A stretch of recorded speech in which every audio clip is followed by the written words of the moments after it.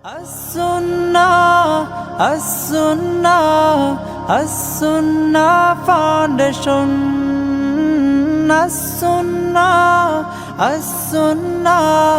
As-Sunnah Foundation. আসসালামু আলাইকুম ওয়া রাহমাতুল্লাহি ওয়া বারাকাতুহু। ইন্নাল হামদুলিল্লাহ ওয়াস সালাতু ওয়াস সালামু আলা রাসূলিল্লাহ ওয়া আলা আলিহি ওয়া আসহাবিহি ওয়া মান ওয়ালাহু আম্মা বাদ। সুপ্রিয় দর্শক শ্রোতা ভাই বোন, দেশ কিংবা প্রবাস যে যেখান থেকে দেখছেন, আপনাদের সকলকে সাদর আমন্ত্রণ জানাচ্ছি আস-সুন্নাহ ফাউন্ডেশন স্টুডিও থেকে। আপনারা দেখছেন আস-সুন্নাহ ফাউন্ডেশন আয়োজিত সাপ্তাহিক সরাসরি প্রশ্ন উত্তরমূলক অনুষ্ঠান শরঈ সমাধানের 268তম পর্ব। প্রিয় দর্শক, অন্যান্য দিনের মতো আজও ইনশা আল্লাহ তাআলা আপনাদের সঙ্গে আমি থাকছি ঘণ্টাব্যাপী। আপনাদের করা জীবন জিজ্ঞাসার উত্তর দেওয়ার চেষ্টা করব কোরআন এবং হাদিসের আলোকে। ওয়ামা তৌফিকি ইল্লা বিল্লাহ। আপনার যে কোনো জীবন জিজ্ঞাসামূলক প্রশ্ন এই পোস্টের মন্তব্যের ঘরে লিখুন, আমরা ইনশাআল্লাহ আপনার প্রশ্ন উত্তর দেওয়ার আপ্রাণ চেষ্টা অব্যাহত রাখব। প্রিয় দর্শক, আপনারা এই লাইভ অনুষ্ঠানটি দেখতে পাচ্ছেন আমাদের ভেরিফাইড ফেসবুক পেজ থেকে, As Sunnah foundation verified Facebook page থেকে, এবং আমাদের ইউটিউব চ্যানেল এবং অন্যান্য পেজ এবং চ্যানেলসমূহে একযোগে। আপনাদের যে কোনো জীবন জিজ্ঞাসামূলক প্রশ্ন এই লাইভে যদি উত্তর আপনারা না পান, তাহলে অনুগ্রহ করে অপেক্ষা করবেন। আমাদের অ্যাডমিনগণ শনি এবং রবিবার অফিস টাইমে রিপ্লাইয়ের মাধ্যমে আপনাদেরকে উত্তর দেওয়ার চেষ্টা করবেন। এছাড়াও আস-সুন্নাহ ফাউন্ডেশনের অফিসিয়াল নম্বরে যে সপ্তাহের যে কোনো দিন অফিস টাইমে ফোন করে আপনার প্রশ্ন উত্তর জানার চেষ্টা করতে পারেন। সেখানে বিদগ্ধ ওলামা ইকরাম আপনাদের প্রশ্ন উত্তর দেবার জন্য প্রতিদিনই অফিস টাইমে অপেক্ষমান থাকেন। এছাড়া দাম্পত্য কলহ অথবা এ জাতীয় কোনো বিষয় মীমাংসা কিংবা পারস্পরিক সমাধানের কোনো বিষয় যদি আপনাদের সহযোগিতার প্রয়োজন হয়, সেজন্য আস-সুন্নাহ ফাউন্ডেশনে ওলামা ইকরাম আপনাদের জন্য অপেক্ষমান থাকেন। সেই সার্ভিসটা আপনারা নিতে পারবেন। চলুন আর বিলম্ব না করে আপনাদের ইতিমধ্যে যে সমস্ত প্রশ্নগুলো আমরা পেয়ে গেছি সে সমস্ত প্রশ্ন উত্তর দেওয়ার পালায় প্রবেশ করি। শুরুতে যে প্রশ্ন আমি দেখতে পাচ্ছি, এক ভাই লিখেছেন, আমি একটি অনলাইন শপের ডেলিভারি ম্যান। অনেক বিল্ডিংয়ের লিফটের সামনে লেখা থাকে ডেলিভারি ম্যানের লিফটে ওঠা নিষেধ। ফলে প্রায় ভারী পণ্য নিয়ে 8-10 তলা পর্যন্ত সিঁড়ি বেয়ে উপরে উঠতে হয়। এটা কি বাড়িওয়ালাদের জন্য জায়েজ হচ্ছে? সুন্দর এবং প্রয়োজনীয় প্রশ্ন। এই প্রশ্ন উত্তর আমরা বলতে চাই, জায়েজ এবং নাজায়েজের প্রশ্ন যদি হয় তাহলে আমরা বলবো বিল্ডিং মালিক যিনি, তিনি আসলে তার বিল্ডিংয়ের লিফট ব্যবহারের বিষয়টি কার জন্য অনুমোদন করবেন, কার জন্য করবেন না, এটা একান্ত তার ব্যাপার। যেহেতু ডেলিভারি ম্যান বাহির থেকে আগত অতিথির মতো বা সার্ভিস প্রোভাইডার, সেই হিসাবে তিনি লিফটে না উঠে সিঁড়িতে উঠবেন এরকম নিয়ম করার এখতিয়ার আইনত তিনি রাখেন। অর্থাৎ তিনি এটি করলে সেটি তার জন্য নাজায়েজ বা আপনার অপরাধ হবে না। এটা হলো আইনের কথা। কারণ হলো আমার লিফট আমি তৈরি করেছি, এখানে কে উঠবে না উঠবে সেটা আমি আসলে ঠিক করেই দিতে পারি। বিশেষ করে প্রচুর পরিমাণ ডেলিভারি ম্যানদের আসা যাওয়া এবং যাতায়াতের কারণে বিল্ডিংয়ের বাসিন্দাদের উঠানামার অসুবিধা হতে পারে, সেসব বিবেচনা করেই বাড়িওয়ালা এরকম নিয়ম করতে চাইলে আইনত সেটি অন্যায় না। তবে যদি এটাতে বড় কোনো অসুবিধা না হয়, জাস্ট তারা ডেলিভারি ম্যান এ ব্যাপারে অবজ্ঞা তাচ্ছিল্য এরকম মানসিকতা থেকে যদি তাদেরকে লিফটে উঠতে বারণ করা হয়, যৌক্তিক কোনো কারণ ছাড়া, সিকিউরিটি বা আপনার অন্য কোনো আপনার একান্ত যৌক্তিক কারণ ছাড়া যদি এভাবে ডেলিভারি ম্যানদেরকে সিঁড়িতে উঠানামা করতে বলা হয়, তাহলে সেটা অবশ্যই অনুচিত কাজ। অর্থাৎ এখানে আইন এক জিনিস আর নীতি নৈতিকতা আরেক জিনিস। নৈতিকতার প্রশ্নে একান্ত যৌক্তিক কোনো কারণ ছাড়া শুধু তারা ডেলিভারি ম্যান, তারা বাহির থেকে আসছে, তারা ভাড়া দিচ্ছে না, তারা সিঁড়ি দিয়ে উঠুক, তাদের প্রতি অবজ্ঞা, অবহেলা, তাচ্ছিল্য কিংবা আপনার যৌক্তিক কোনো কারণ ছাড়া যদি তাদেরকে আপনি সিঁড়িতে ওঠা নামা করার কথা বলেন একজন বাড়িওয়ালা হিসাবে, তাহলে সেটা আপনার পক্ষ থেকে অনৈতিক একটা কাজ হবে, একটা উন্নত আখলাকের পরিচায়ক হবে না। একজন মুসলিম তার আচরণ সুন্দর হবে, পরোপকারী হবেন, যৌক্তিক অবস্থান গ্রহণ করবেন, তিনি যা খুশি তা করবেন না, দায়িত্বশীলতার পরিচয় দিবেন, তার উন্নত আখলাক, উন্নত চরিত্রের সৌরভ দিয়ে আশপাশটাকে তিনি সুরভিত করে রাখবেন। এই কর্মকাণ্ড নিশ্চয়ই তার পরিপন্থী। কিন্তু বাড়িওয়ালার কাজটাকে আমি নাজায়েজ বলতে পারছি না, বিকজ সেটা আসলে একান্তই তার ব্যক্তিগত বিষয় যে তার লিফটে কে উঠবে কি উঠবে না। এবছর সরকারি ব্যবস্থাপনায় হজে অংশগ্রহণকারী প্রায় 5,000 হাজিকে হজের টাকা উদ্বৃত্ত থাকায় 8.5 কোটি টাকা ফেরত দেওয়ার ঘোষণা দিয়েছেন ধর্ম উপদেষ্টা। বিষয়টাকে কিভাবে দেখেন? এই টাকা কি ফেরত দেওয়া বাধ্যতামূলক? প্রথম কথা হলো যে আমরা জানি যে সরকারি ব্যবস্থাপনা যে হজ হয়ে থাকে এটা একটা নন প্রফিটেবল উদ্যোগ, অর্থাৎ সরকার ঘোষণাই দেয় যে এটা কোনো লাভজনক প্রকল্প নয় সরকারের। তার মানে হলো যে হাজিদের কাছ থেকে আনুমানিক যে টাকা নেওয়া হয় যে বছর যখন হজ হয় সে বছরের আপনার সার্বিক অবস্থা বিবেচনা করে একটা ফিগার বা একটা অ্যামাউন্ট ঘোষণা করা হয়। এরপর খরচ খরচা হওয়ার পর অতিরিক্ত টাকা যদি থাকে সেই টাকা হাজিদের কাছে ফেরত দেওয়া এটা সরকারের জন্য অবশ্য কর্তব্য, অর্থাৎ সরকার বাধ্য আইনত এবং শরিয়া দৃষ্টিকোণ থেকে এই টাকা ফেরত দিতে, কারণ সরকার ঘোষণাই দিয়েছে এখান থেকে কোনো প্রফিট তারা করবে না। তার মানে খরচ হওয়ার পর যেটা থাকবে সেটা হাজিদেরকে ফেরত দিতে হবে। এবং ইতোপূর্বে বিভিন্ন সময় বেশ কয়েক বছর ফেরত দেওয়া হয়েছে বিগত সরকার আমলেও হাজিদেরকে হজ থেকে আসার পর অতিরিক্ত যে টাকা ছিল সে টাকা ফেরত দেওয়ার নজির রয়েছে। মূলত আমাদের দেশে অসততা অসাধুতা এমন চরমে পৌঁছেছে যে জনগণের ন্যায্য অধিকার যেটা সেটা যদি কেউ দেয় তাহলে সেটাই আমাদের কাছে অনেক বড় তৃপ্তির বিষয় হয়, কারণ মানুষের অধিকার খর্ব করা, সুযোগ পেলেই সেটাকে আপনার অপব্যবহার করে মানুষকে অধিকার থেকে বঞ্চিত করা, এটা যখন নিত্য নৈমিত্তিক একটা ব্যাপার, সেই সমাজে নিয়ম শৃঙ্খলা যদি কেউ রক্ষা করেন মেনে চলেন তখন সেটা আমাদের কাছে অনেক বড় বিষয়ে পরিণত হয়। অতএব সন্দেহাতীতভাবে আমরা সাধুবাদ জানাবো ধর্ম মন্ত্রণালয়কে, ধর্ম উপদেষ্টা মহোদয়কে এ ধরনের নজির স্থাপন করার জন্য। কিন্তু এই নজির এর আগেও ছিল এবং এটা আসলে হওয়ারই কথা, কারণ এটা জনগণের অধিকার। তারপরেও সেই অধিকারটা তারা দিয়েছেন, অন্য অনেক বছর বা বেশিরভাগ বছরই দেওয়া হয়নি। সন্দেহাতীতভাবে এটা একটা ভালো দৃষ্টান্ত। রিদওয়ান আহমেদ আপনি লিখেছেন, আমি ওয়াসওয়াসার কারণে অনেক সমস্যায় ভুগছি, এর সমাধান কি? অনেক ভাইয়েরা আমাদের, অনেক বোনেরা আমাদের ওয়াসওয়াসার রোগে ভুগছেন। ওয়াসওয়াসার রোগটা খুবই ভয়ঙ্কর একটা রোগ, একজন মানুষকে মানসিকভাবে অনেক অসুস্থ করে দেয়। আজকে জুমার পরও আমার মসজিদে অনেক দূর থেকে একজন ভাই এসেছেন তার বাবা সহকারে, তিনি ভয়ঙ্কর ওয়াসওয়াসার রোগে ভুগছেন। মামাতো বোনের সাথে তার বিবাহ ঠিক হয়েছে, কিন্তু মামির সাথে কোনো প্রকার হুরমতে মুসাহারা হলো কিনা, অজান্তে কোনো প্রকার কোনো কিছু হলো কিনা, তার তরফ থেকে না হলে মামির তরফ থেকে হলো কিনা, এটা নিয়ে সে ওয়াসওয়াসায় ভুগছে। তো এই জাতীয় ওয়াসওয়াসার কারণে দেখা যায় যে দাম্পত্য জীবনে কলহ, ইবাদত বন্দেগীতে মনোযোগিতা কমে যাওয়া, নানাবিধ সমস্যা সৃষ্টি হয়। উজু করতে গিয়ে দেখা যায় 10 বার 20 বার হাত ধোয়া হচ্ছে এবং হাত মুখ ধোয়া হলো কিনা, শুকিয়ে থাকলো কিনা কোনো জায়গা, এই অহেতুক সংশয় এটা নিয়ে দেখা যায় যে 10 বার 20 বার 30 বার পর্যন্ত ধোয়ার কাজ করা হচ্ছে, এদিকে জামাত শেষ হয়ে যাচ্ছে। তো এই অস্বস্থাগুলো শয়তান আমাদের মধ্যে সৃষ্টি করে আমাদেরকে বিভ্রান্ত করবার জন্য, আমাদেরকে ভালো কাজ থেকে দূরে সরাবার জন্য। এগুলোর জন্য দুটি করণীয় আমাদের আছে। প্রথমত, ভালো কোনো মানসিক ডাক্তার আমরা দেখাতে পারি, বিশেষ করে দিনদার যদি মানসিক ডাক্তার হয় তাহলে ভালো হয়। যদিও সাইকোলজির এই জগতে বেশিরভাগই আপনার সেকুলারিজমের দাপট এবং দৌরাত্ম্য অনেক বেশি। দিনমুখী যারা আছেন তাদের এই সেক্টরে এগিয়ে আসা উচিত, কারণ এখন গোটা পৃথিবীতেই মানুষের যে সমস্ত সমস্যাগুলো দিন দিন বেড়ে চলেছে এর মধ্যে সাইকোলজিক্যাল সমস্যা অনেক বেশি। সো এখানে ভালো কোনো সাইকিয়াট্রিস্ট, সাইকোলজিস্টের শরণাপন্ন হওয়া এটা একটা ব্যাপার। আর দ্বিতীয়ত হলো ভালো কোনো রাকি শরণাপন্ন হওয়া। সোশ্যাল মিডিয়াতে বা বিভিন্ন আপনার ইয়েতে প্লে স্টোর, অ্যাপ স্টোর, এগুলোতেই আপনি যদি ওয়াসওয়াসার রুকিয়া লিখে সার্চ দেন তাহলে হয়তো আপনি অনেক রুকিয়ার অ্যাডভাইস পাবেন, সেটাকে আপনি অনুসরণ বা ফলো করতে পারেন।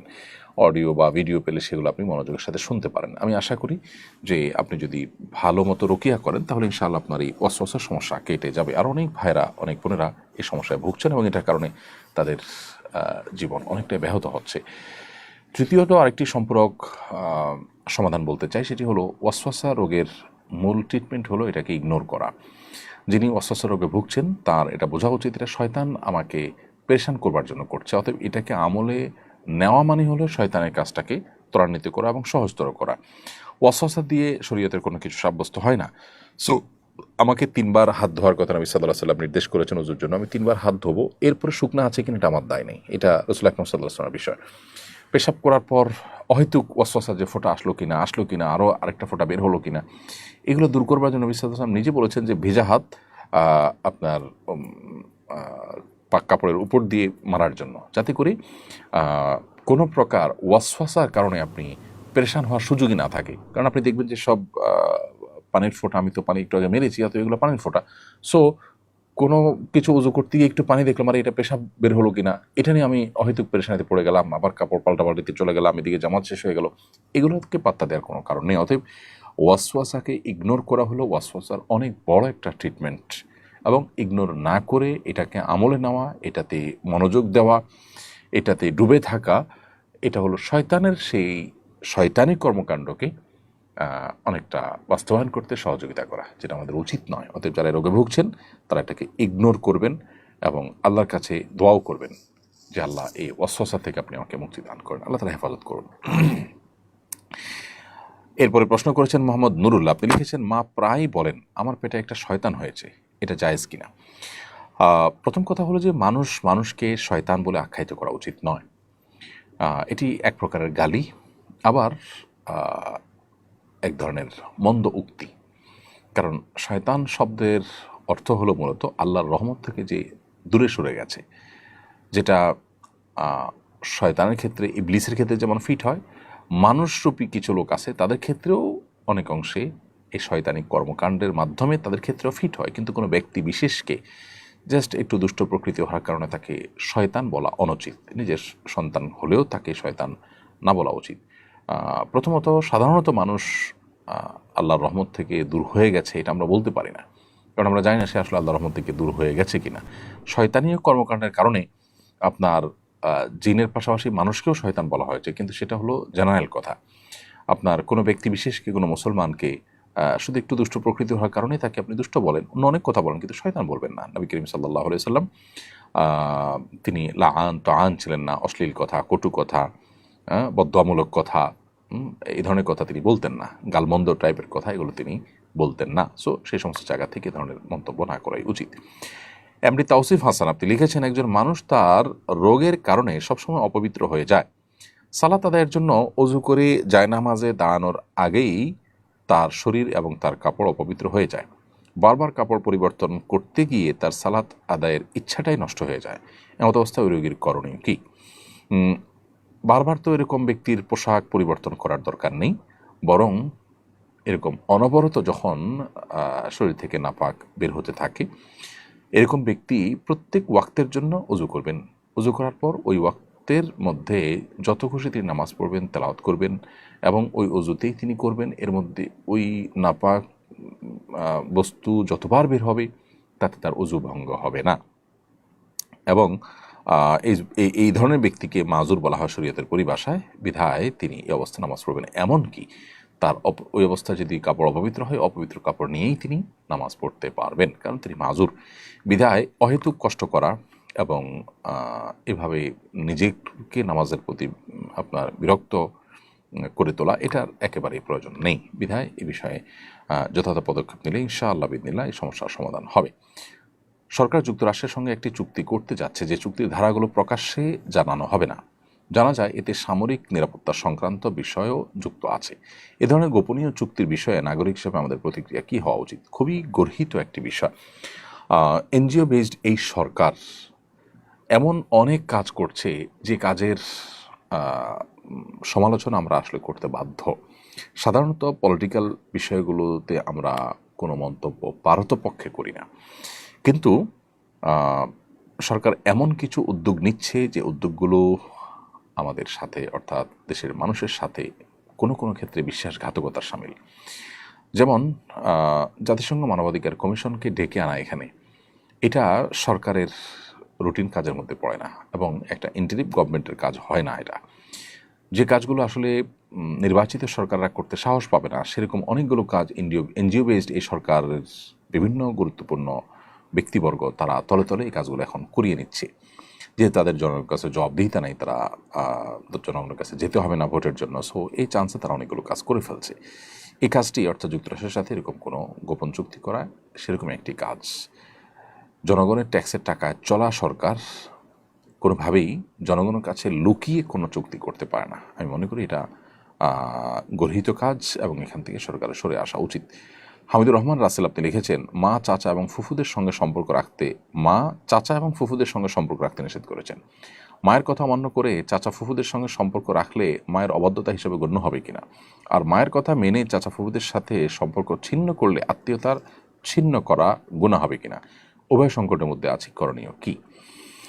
প্রথম কথা হলো, চাচা এবং ফুফু এরা আপনার রক্ত সম্পর্কীয় আত্মীয়, খুব কাছের আত্মীয়। সো তাদের সাথে আপনার সুসম্পর্ক বজায় রাখতে হবে এবং তাদের সাথে সুসম্পর্ক বজায় রাখতে গিয়ে মায়ের কথা অমান্য করলে আপনি মাতা পিতার অবাধ্যকারী হিসেবে, পাপিষ্ঠ বা অপরাধী হিসেবে আল্লাহর কাছে বিবেচিত হবেন না। কারণ মা বাবার আদেশ নিষেধগুলো আমরা সাধারণত মেনে চলবো, কিন্তু তারা যদি এমন কোনো আদেশ বা নিষেধ করেন যেটা আসলে অন্যায্য বা অন্যায়, তাহলে সেটা কিন্তু মেনে চলাটা আমাদের উপরে অবশ্য কর্তব্য নয়। নবী করিম সাল্লাল্লাহু আলাইহি ওয়াসাল্লাম একটি হাদিস আছে, এই বিশুদ্ধ সূত্রে বর্ণিত হয়েছে, মুসনাদ আহমদ আল্লাহ তাআলা থেকে এই হাদিসটি বর্ণিত হয়েছে যে নবী সাল্লাল্লাহু আলাইহি ওয়াসাল্লাম বলেছেন, লা তুআতা লিমাখলুকিন ফি মাসিয়াতিল খালিক আও ফি মাসিয়াতিল্লাহ। লা তুআতা লিমাখলুকিন ফি মাসিয়াতিল্লাহর মানে হলো আল্লাহর অবাধ্য হয়ে কোনো সৃষ্টির বাধ্যগত হওয়ার কোনো সুযোগ নেই। অতএব মা বাবা তারাও সৃষ্টি, তাদের বাধ্যগত আমরা থাকবো, কিন্তু আল্লাহর অবাধ্য হয়ে নয়। আল্লাহর অবাধ্য হওয়ার বিষয়ে যদি তাদের আদেশ থাকে, তাহলে সেক্ষেত্রে তাদের আদেশকে আমরা মানব না, বিনয়ের সাথে সেটাকে তাদেরকে বুঝিয়ে বলবো, কিংবা অপরাগতার কথা জানাবো, কিংবা অন্য কোনোভাবে সেটাকে ইগনোর করব, কিন্তু আমরা অন্যায় লিপ্ত হব না। এরপরে কাইফ এআইডি থেকে আপনি লিখেছেন, সিটি গোল্ডের আংটি ছেলেরা পরা কি জায়েজ হবে? সিটি গোল্ডের আংটি ছেলেরা যদি পরেন, সেটা যেহেতু গোল্ড নয় অরিজিনালি, তাহলে সেক্ষেত্রে সেটা নাজায়েজ, হারাম হবে না। কিন্তু এটা পরার ফলে অনেকে এটাকে গোল্ড মনে করবে, আপনার প্রতি কুধারণা পোষণ করবে। এই যে কুধারণার একটা রাস্তা আপনি উন্মোচন করলেন, সেটা তো অনুচিত হবে। সেই বিবেচনায় এটা পরিহার করা উচিত। এরপরে প্রশ্ন হলো, ধর্মোপদেষ্টা বলেছেন সব মসজিদের সভাপতি হবে প্রশাসনের কর্মকর্তারা, ইমাম নিয়োগ ও বরখাস্ত হতে হবে সরকার প্রদত্ত নীতিমালা অনুযায়ী। আপনি এর সঙ্গে একমত কিনা? এখানে আরও কিছু বিষয় আছে যেগুলো আসা দরকার, তাহলে এ বিষয়ে মন্তব্য করাটা সহজ হবে। প্রথমত, আমি যতটুকু জেনেছি যে মসজিদগুলোতে সরকারি বেতন ভাতা চালু করার সুপারিশ করা হয়েছে। যেহেতু সরকার টাকা পয়সা খরচ করবে মসজিদ ইমাম সাহেবদের জন্য, ইমাম মুয়াজ্জিনদের জন্য বেতন ভাতার বিষয়টা যখন আসছে, তখন সেখানে সরকারি কর্মকর্তাদের ইনভলভেশনের বিষয়টাও আসছে। কিন্তু বিভিন্ন গণমাধ্যমে যেভাবে দেখেছি যে জেলা পর্যায়ে ডিসিগণ এবং উপজেলা পর্যায়ে ইউনোগণ তারা মসজিদের সভাপতি হবেন পদাধিকার বলে, এই প্রস্তাবনা কোনো অবস্থাতেই গ্রহণযোগ্য নয়। এবং এটা আমি আশা করব ধর্মোপদেষ্টা মহোদয় এবং সংশ্লিষ্টরা বিবেচনা করবেন এটাকে পরিবর্তন করবার বিষয়ে। কারণ প্রথমত, এদেশে আমাদের প্রশাসনে থাকা মানুষদের মধ্যে একটা বড় অংশ, বরং প্রধান অংশ বা বেশিরভাগ লোক, তারা যে দুর্নীতিগ্রস্ত সেটা তো এদেশে প্রত্যেকটা মানুষ জানেন। মসজিদগুলোর সভাপতি হওয়ার পথ তাদের জন্য যদি উন্মোচন করা হয়, তাহলে সেক্ষেত্রে ইমাম মুয়াজ্জিন এবং মসজিদগুলো থেকে, মসজিদ কমিটির লোকদের থেকে ঘুষ খাওয়ার একটা রাস্তা ওপেন বা উন্মুক্ত হবে। সুফল মসজিদগুলো কত টাকা পাবে আমরা জানি না, কিন্তু তার কুফলটা নিশ্চিত, অর্থাৎ ঘুষের রাস্তা ওপেন হবে। আমরা কেনা জানি যে মডেল মসজিদগুলোতে ইমাম নিয়োগের ইস্যুতে বহু জায়গায় অবৈধ লেনদেন হয়েছে, ঘুষের লেনদেন হয়েছে, অর্থাৎ ঘুষের বিনিময়ে চাকরি দেওয়া হয়েছে। অতএব সমস্ত মসজিদগুলোতে যখন সরকারি প্রশাসনিক কর্মকর্তাকে এভাবে ইনভলভ করা হবে, তখন সন্দেহাতীতভাবে ঘুষের একটা রাস্তা ওপেন হবে। এক। দ্বিতীয়ত, এমনিতেই মসজিদে ইমাম সাহেবরা সঠিক কথাটা বলতে পারেন না। সমাজে নানামুখী অপরাধ, নানামুখী অবৈধ কর্মকাণ্ড যারা করে থাকে, তারা ইমাম সাহেবদের টুটি চিপি ধরার চেষ্টা করে। আবার নতুন করে যখন এই জিনিসটা যুক্ত হবে, তখন যারা যখন সরকারে থাকবে, তাদের অন্যায় অনাচার এগুলোর ব্যাপারে কোনো কথা টু শব্দ মসজিদে কেউ করতে পারবে না। বরং দেখা যাবে যে ইউনো ডিসিদের নিজেদের কোনো গায়ে পড়ে কোনো সমালোচনা হতে পারে, এরকম কোনো বিষয় ইমাম সাহেবরা খতিব সাহেব কথা বলতে পারবেন। অর্থাৎ তাদের উপরে খড়গহস্ত হবে এবং তাদের অধিকার খর্ব হবে, তাদের স্বাধীনতা নষ্ট হবে এর ফলশ্রুতিতে। নাম্বার 3, বহু প্রশাসনিক পদে বহু মহিলা, হিন্দু কিংবা ইসলাম বিদ্বেষী মানুষজন থাকেন। প্রত্যেকটা মানুষ তো ব্যক্তিগতভাবে ইসলামের প্রতি তার অনুরাগ বিদ্বেষ থাকতে পারে, বা এটা বাস্তবতা আছে। অতএব এরকম মানুষজন পদাধিকার বলে যখন মসজিদের সভাপতি হয়ে যাবেন, তখন দেখা যাবে যে মসজিদ এর উপরে তাদের কর্তৃত্ব এটা মসজিদের জন্য ভালো কিছু বয়ে আনবে না, এবং এটা একটা বিব্রতকর পরিবেশ তৈরি করবে তাদের জন্য। তো সব মিলিয়ে আমার মনে হয় এই প্রস্তাবনাটা একেবারেই অগ্রহণযোগ্য। এখানে বিকল্প একটা প্রস্তাবনা আমরা দিতে পারি, সেটা হলো যে এমন হতে পারে যে ইউনো এবং ডিসিগণ তারা মসজিদ কমিটিগুলোকে অ্যাপ্রুভ করবেন। সেক্ষেত্রেও ঝামেলা আছে যে অ্যাপ্রুভ করতে গিয়ে তারা আবার পলিটিক্যাল চিন্তা করে, পলিটিক্যাল বিবেচনায় শুধুমাত্র কমিটি অ্যাপ্রুভ করেন কিনা। তবে তাদের ইনভলভেশন যদি থাকে একান্ত, সেটা যাতে কোনোভাবে মসজিদের সাধারণ যে গতিপথ আছে সেটা যেন বন্ধ না করে, রুদ্ধ না করে, সে বিষয়টিকে চূড়ান্ত করতে হবে, নিশ্চিত করতে হবে। তা না হলে এটা ভালো জিনিস হবে না। এর বাইরে এমনি ইমাম নিয়োগের বিয়োগের যে নীতিমালা করা হয়েছে, সেটা সন্দেহাতীতভাবে একটি ভালো উদ্যোগ। মসজিদের সভাপতি হতে হলে ন্যূনতম ধর্মীয় যোগ্যতা থাকতে হবে, এটা বড় নির্ধারণ করা উচিত। বিষয়ক প্রশাসনিক কর্মকর্তারা এই ক্রাইটেরিয়াতে অটোমেটিক বাদ পড়ে যাবেন এবং তারা কোনো যোগ্যতাতেই মসজিদের সভাপতি হতে পারেন না। এরপরে শরীফুল ইসলাম আপনি লিখেছেন, আমার ভাবি তার আপন বোনের মেয়ের সাথে আমার বিয়ে দিতে চান, কিন্তু আমার ভাই এবং বাবা রাজি হচ্ছেন না। ওনারা বলছেন এটা হারাম। উত্তর দিলে উপকৃত হব। ভাই শরীফুল ইসলাম, এটা তারা ভুল বলছেন। আপনার ভাবির বোন কিংবা আপনার ভাবির বোনের মেয়ে আপনার জন্য মাহরাম নন, বিধায় তার সাথে আপনার পর্দা যেমন করতে হবে, একইভাবে তাকে আপনি বিয়ে করতে পারবেন। সেক্ষেত্রে আপনার ভাই হয়তো আপনার খালু শ্বশুর হয়ে যাবেন সম্পর্কে, তাতে কোনো অসুবিধা নেই। অতএব আপনার ভাবির বোনের মেয়েকে আপনি বিবাহ করাতে সেরাই কোনো বাধা নেই। আপনার বাবা বা ভাই বা পরিবারের লোকজন যারা এটাতে বাধা দিচ্ছেন, তাদেরকে দক্ষ কোনো আলেমের কাছে নিয়ে যান এবং তাদের সংশয়কে দূর করবার চেষ্টা করেন। নাসরিন বিনতে সাহাব আপনি লিখেছেন, চ্যাটজিপিটির মাধ্যমে ইসলামের বিভিন্ন বিষয় জানতে চাই, সেখানে যেসব উত্তর দেওয়া হয় তার উপর নির্ভর করা যাবে কি না। প্রথম কথা হলো যে চ্যাটজিপিটি অনলাইনে যা পায় সেখান থেকে কালেকশন করে দেয়। তো অনলাইনে যা কিছু আছে তার সব কিছু তো সঠিক নয়। অতএব চ্যাটজিপিটি বা এআই এই সমস্ত টুলগুলো ব্যবহার করে আপনি শরীয়ী প্রশ্ন, বিশেষ করে হালাল হারাম, ঈমান আকীদা, এই জাতীয় গুরুত্বপূর্ণ বিষয়গুলোকে আপনি সেখান থেকে জেনে আমল করার চেষ্টা করবেন না, এটা ভুল হবে। কারণ হলো সেখান থেকে সঠিক জিনিসটা যেমন পেতে পারেন, ভুলটাও পেতে পারেন। তাছাড়া এই জাতীয় অ্যাপগুলো যে আমাদের সবসময় সঠিক উত্তর দেয় তা কিন্তু না। আমি যেটা বলছিলাম যে অনলাইনে যা কিছু আছে সেখান থেকে তারা কালেক্ট করে আমাদেরকে তথ্য দেয়। সো আপনি তাদের কাছ থেকে যদি তথ্য নেন এবং এটার উপর নির্ভর করেন, তাহলে সেক্ষেত্রে আপনি ভুল সিদ্ধান্তে উপনীত হতে পারেন। এজন্য যদি সেখান থেকে কোনো কিছু পান, সেটা যদি ক্রস চেক করে আপনি সঠিক বেঠিক যাচাই করে নিতে পারেন, তাহলে সেটা ঠিক আছে। আর না হলে সেটা ঠিক হবে না। কারণ মোহাম্মদ বিন সিরিন রাহিমাহুল্লাহ বলেছেন, ইন্না হাদাল ইলমা দীন ফানজুরু আম্মান তাখুযুনা দীনাকুম। নিশ্চয়ই কোরআন হাদিস ভিত্তিক এই যে ইলম, এই যে নলেজ, ইসলামিক নলেজ, এটা কিন্তু দ্বীনের অংশ, এটা আমাদের ধর্মের অংশ। অতএব এই দ্বীন বা আমাদের ধর্ম আমরা কোত্থেকে গ্রহণ করছি সেটা ইম্পর্টেন্ট। সো আপনি যাত্রার থেকে সেটা গ্রহণ করতে পারেন না, যেখানে ভুলের সম্ভাবনা থাকবে, সঠিক ভুল যে কোনোটা হতে পারে, এরকম জায়গা থেকে গ্রহণ করা সঠিক হবে না। সেই জায়গা থেকে চ্যাটজিপিটি বা এআই এগুলো থেকে কোনো মাসআলা আপনি জানতে পারেন না। হ্যাঁ, তারা আপনাকে তথ্য দিল, একটা হাদিস, দলিল, প্রমাণ, ওলামাদের ফতোয়া, এগুলো রেফারেন্স দিল, সেটাকে আপনি চেক করলেন যে হ্যাঁ সঠিক দিয়েছে কিনা। প্রয়োজনে তারা তো অনেক সময় ওয়েবসাইটে লিঙ্ক দেয়, সেই লিঙ্কে গিয়ে আপনি চেক করলেন, দেখলেন, এরপর ভিত্তি করে আপনি আমল করতে পারেন। অর্থাৎ সরাসরি তারা হালাল বা হারাম বলে দিল আর সেটার উপর আপনি আমল করলেন, এমনটি করা উচিত হবে না। প্রাথমিক বৃত্তি পরীক্ষা থেকে ইসলামী শিক্ষা বাদ দেওয়া হয়েছে, এটা সঙ্গত মনে করেন কিনা? এটা সঙ্গত মনে করার কোনো কারণ থাকতে পারে? এত কিছু থাকতে আমরা ইসলামী শিক্ষা বা ধর্মীয় শিক্ষা কেন বাদ দিব? দেখুন, একটা সময় প্রাথমিক বৃত্তি পরীক্ষাতে এই জিনিসগুলো ছিল, এখন সেগুলোকে বাদ দেওয়া হয়েছে। খুবই দুর্ভাগ্যজনক। আমি যে জিনিসটি বারবার করে বলছি, এনজিও বেসড এই যে গভর্নমেন্ট, এই গভর্নমেন্ট আমাদেরকে নানাভাবে বিপদগামী করছে। তাদের অনেক ভালো কাজ থাকলেও তারা চরম বিতর্কিত বহু কাজ অনবরত করে চলেছে। এবং এর মধ্যে ইসলাম বিদ্বেষী যে অংশটা আছে, তারা এই চান্সে ইসলাম বিদ্বেষের যত দিক হতে পারে তার সবগুলোকে তারা রাষ্ট্রযন্ত্র ব্যবহার করে স্টাবলিশ করার চেষ্টা করে যাচ্ছে। বিশেষ করে শেষ মুহূর্তে তাদের এই প্রচেষ্টাটা ভয়ঙ্কর রূপে বেড়েছে। বিধায় এগুলোর বিরুদ্ধে আমাদের কথা বলা উচিত এবং আমাদের সচেতন হওয়া উচিত। এমনিতে আমাদের সমাজে তরুণরা, কিশোররা বকে যাচ্ছে, নানাভাবে নৈতিক অধঃপতন চরমে পৌঁছেছে।